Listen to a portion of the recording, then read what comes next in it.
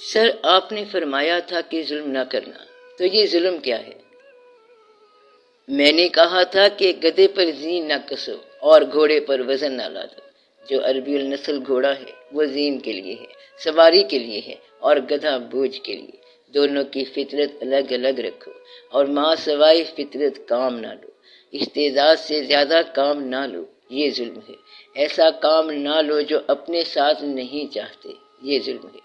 باقی یہ تو ڈیفائن کر دیا گیا ہے کہ یہ چیز ظلم ہے، وہ ظلم ہے۔ ظلم نہ کرنے کا ایک مطلب یہ ہے کہ آپ کے قریبی حلقے میں، نزدیک کے دائرے میں، دور کے دائرے میں، جمیع عوام الناس کے دائرے میں، بین الامم دائرے میں، آپ کے گھر میں رہنے والے، آپ کے قریب رہنے والے، آپ سے منسوب رہنے والے، آپ سے وابستہ رہنے والے جو ہیں، ان تمام لوگوں کو غلط استعمال نہ کرنا، ان لوگوں پر بوجھ نہ لادنا، یعنی کہ ان پر ایسا ظلم نہ کرنا کہ یہ لوگ زندگی سے اکتا جائیں۔ ان کو زندگی میں خوش خیال اور خوشحال رہنے دو۔ جو گانے والے پرندے ہیں ان کو گانے کا موقع دو، جو اڑنے والے پرندے ہیں ان کو اڑنے کا موقع دو۔ مطلب یہ کہ ہر چیز کو اس کے قدرتی مزاج کے مطابق ماحول فراہم کرو، ورنہ ظلم ہو جائے گا۔ بات سمجھ میں آئی آپ کو؟ تو ظلم کیا ہوا؟ اگر کسی شے کو اس کا قدرتی نیچرل ماحول فراہم نہ کیا جائے تو یہ ظلم ہوتا ہے۔ ہر آدمی اپنے اپنے دائرے میں ہوتا ہے تو اس کو دائرے کے اندر آسانی فراہم کر دو تاکہ وہ آدمی اپنی زندگی پر خوش اور خرامہ چلتا جائے، ورنہ ظلم ہو جائے گا۔ اپنی استعداد کے علاوہ کام کرنا خود پہ ظلم ہے۔ اسے کیا کہیں گے؟ اپنے آپ پر ظلم۔ اپنے آپ پر ظلم یہ ہے کہ جس کام کے لیے آپ مینٹ فور نہیں ہیں وہ کام آپ کرنے لگ جائیں، جو کام آپ سے منسوب نہیں ہے آپ وہ کرنے لگ جائیں۔ یہ نہ کہنا کہ صاحبان قدردان میں فلاں چیز آپ کے لیے لایا ہوں، جو آپ لا نہیں سکتے وہ کہاں سے لائیں گے؟ اس کام کے لیے آپ وقف نہیں ہیں یا مقرر نہیں ہیں یا آپ مامور نہیں ہیں، وہ کام کرنا اپنی جان پر ظلم ہے، ہلاکت ہے۔ آدھے سے زیادہ لوگ یہی کرتے ہیں، اسی لیے فرمان ہے کہ اور تم نے اپنے آپ کو ہلاکت میں ڈال دیا۔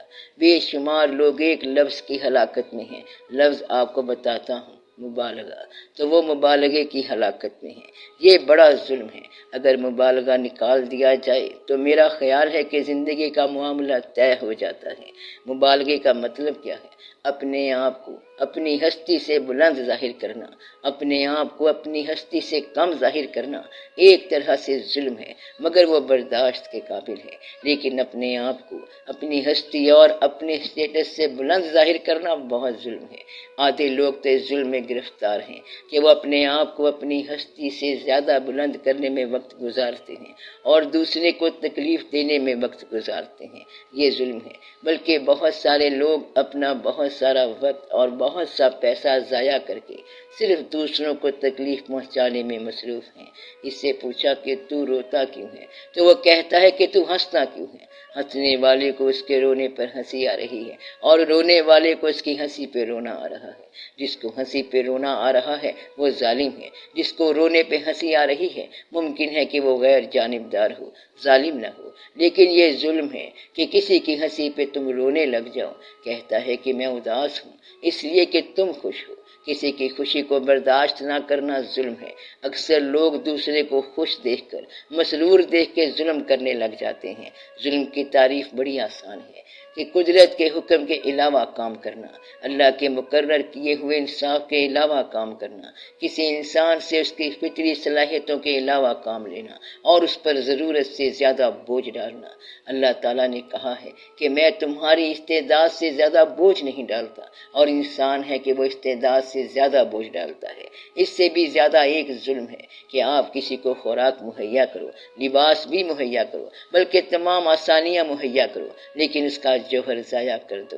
یہ سب سے زیادہ ظلم ہے، اور یہ ظلم بڑے ہی ظالم لوگ کیا کرتے ہیں۔ وہ کیا کرتے ہیں کہ اس کو ہر فراوانی دے دی، ہر آسانی دے دی، ہر آسائش دے دی۔ بلبل کو کھانا دے دیا، بلبل کو دانا دے دیا، لیکن گانا نہ دیا۔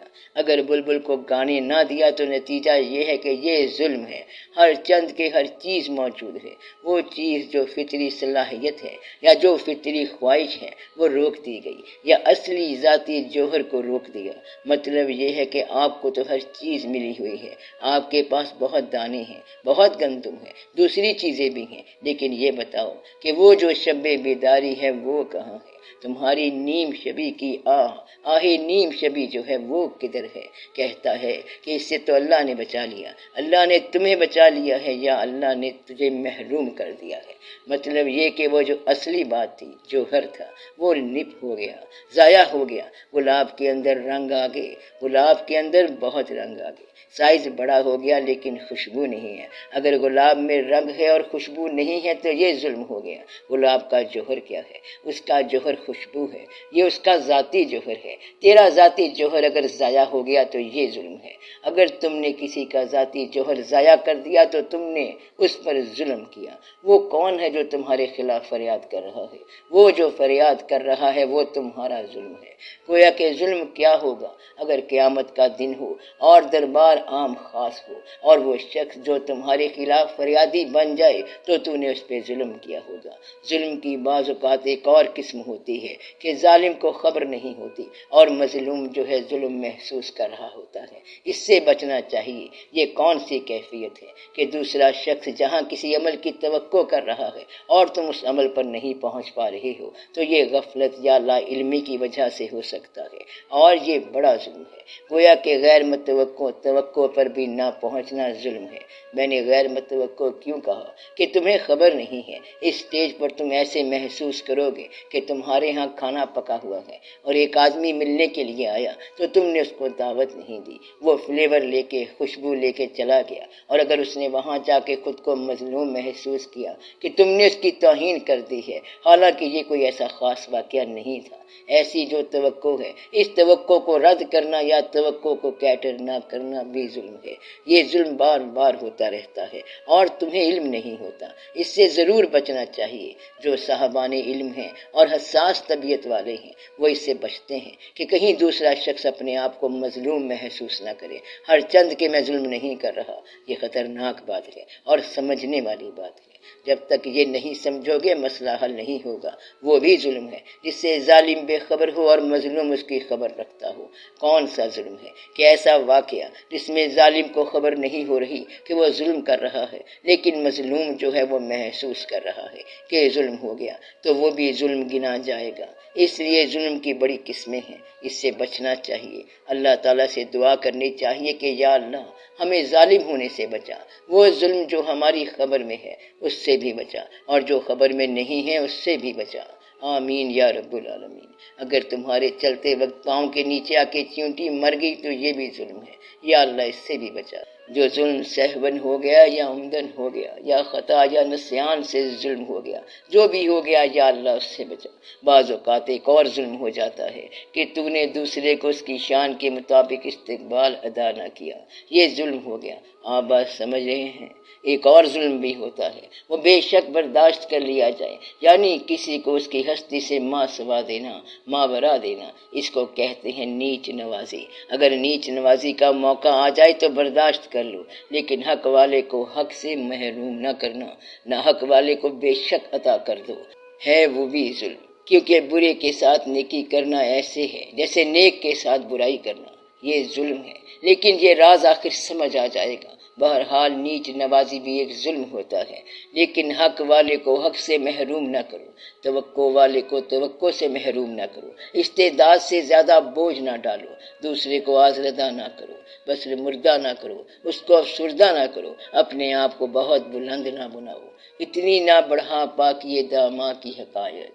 بعض اوقات ایسا ظلم بھی ہوتا ہے کہ تم نے کچھ بھی نہیں کیا، تم صرف پاس سے گزر گئے اور ظلم ہو گیا۔ اب یہ پاس سے گزر جانے والا ظلم کیا ہے کہ تم نے اس کی صلاحیت کو درخور اعتنا ہی نہ کیا، آنکھ سے گرا دیا، پاس سے ایسے گزرے کہ حقارت و تحقیر سے گزر گئے، لا علم اور بے علم گزر گئے، تو یہ ایک ظلم ظلم ہو گیا۔ دنیا میں تجھے بھیجا گیا تھا کہ تم اسے دیکھو، لیکن تم دنیا سے آنکھیں بند کر کے گزر گئی۔ یہ بڑا ظلم کیا، اپنی جان پر تم نے ہلاکت ڈالی۔ تم نے دنیا کو دیکھا نہیں، اللہ کے ستارے نہ دیکھے، چاند نہ دیکھا، آسمان نہ دیکھا، اپنی اوقات نہ دیکھی، اپنا آغاز نہ دیکھا، اپنا انجام نہ دیکھا، زندگی کی ماہیت، زندگی کی اصلیت اور اس کی پیدائش کا مقصد نہ دیکھا۔ تم نے یہ کیا کیا؟ تم نے اپنے آپ کو ہلاک کر دیا، ظلم کر دیا۔ آپ یہ ظلم کا سوال کہاں سے لے آئے؟ آپ کو رحم کی بات سمجھ نہیں آئی؟ ظلم جو ہے رحم کے برعکس ہے۔ اگر ظلم لا علمی میں ہو جائے تو کیا اس کی بخشش ہو جاتی ہے؟ بخشش تو ہو جاتی ہے۔ کیا آپ نے کبھی قوالی سنی ہے یا دیکھی ہے؟ دیکھنے اور سننے کے علاوہ یہ ہوتا ہے کہ قوالی آپ پر وارد ہوئی ہو اور آپ صاحبان حال میں شامل ہو گئے ہوں۔ حال کا معنی یہ ہے کہ اپنے آپ سے غافل ہو کے اس مصرعے کی اصلیت کے اندر وارد ہو کر آپ اپنے حال سے بیگانہ ہو جائیں۔